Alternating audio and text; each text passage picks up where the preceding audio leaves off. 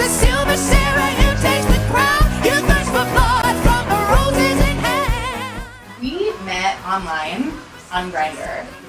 As they crown you queen of high school land. We actually did meet though online, sort of, because a mutual friend of ours, Stephen Augusto, told Ryan that I would sing his music well and me that I would love his work, and so he set us up. I remember we like Facebook chatted back when that was a thing. Oh my god, that's so real. Yeah. That's real. And then I went to your apartment and I listened to your music and I really loved it. The first time we performed together was that concert. I think it was May 4th, May 5th, 2009. Oh Fateful my day. gosh. I remember it. It was my very first Jasper concert. It and was? It was. That was the very first Oh, time. I feel like so much more Yeah. special. I didn't know that. Yeah, it was the first time. It was the first time. Mazel. It was the start of everything. It really was. It was. What you sang to Little Lake? I That sang was to like Little that was your big I did song. all the Darling stuff. You know all the drums. What I love most about our collaboration as writer and actors, I feel there's a ton of trust between us, where Ryan writes with me in mind, and then when I get the material, I really feel like I have the freedom to kind of put my stamp on it, which then he is free to like take and put into his work more, and I'm like proud that anything we've worked on together, he then releases out into the world. And that's why I want to do theater, is to collaborate and make something together. I don't come home and write music or write lyrics, but I feel like do have a lot to input once something's down on paper. Yeah, I definitely think that for a writer, 50% of it is the creation of the material, and then 50% of it is the performer's touch. Ah! Easy. One of the craziest experiences I think of either of our lives ever. We went to the Kennedy Center, and it was you and me and Alex Brightman and Jay Johnson, and we did this concert, and a blizzard struck. And then like held out while we drove there, but then hit again that night while we were performing. And no one came. Like nobody came. Literally every time we finish a song, it's like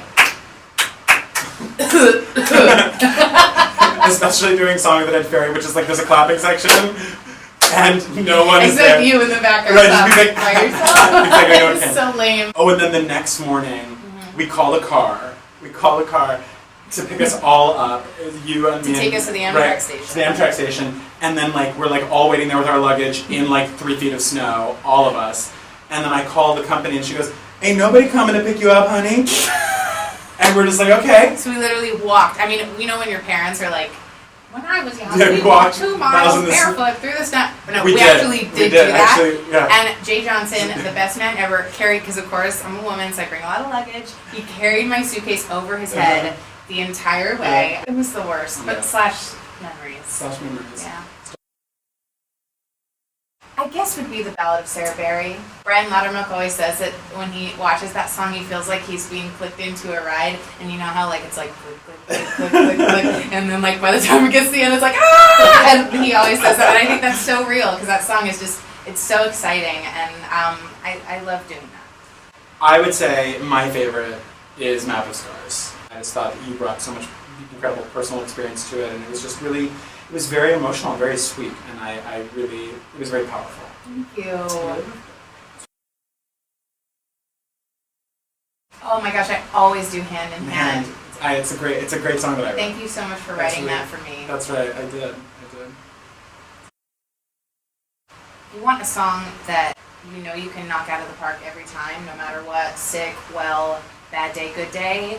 From an acting standpoint, you just want something that feels authentic to you, that feels natural, that is a fun story that you enjoy telling. I don't think you should pick some sad, like, kill yourself song. It's just, no one wants to watch that. You want to bring your sunshine into the room. Especially on that first audition. Absolutely. And you want to bring like your specific brand of talent in like the medium part of your voice that like gets just to the top, but not too far. Much. Doesn't show too much because it's that first audition. Like you have to have room to show like your highest scrub note. I mean, you wanna just with control. Go in with control and restrain and still demonstrate like the meat of your skill. Absolutely.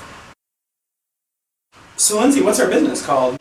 Oh, our business is called Actor Therapy. Yeah. It's a business we started to help performers of all ages, and they're looking for guidance about how to navigate this very treacherous world of musical theater. We primarily work on audition technique and getting your book together, but we also just kind of shrink their heads about, you know, how to actually be a functioning human being in this city while also trying to be an actor. There's so many factors that go on in the audition room that can compromise a student's skill. You know, the song is so important. The right song is so important, but even with the right song, you go in and you're in the wrong headspace. We want to sort of approach the student from every single side.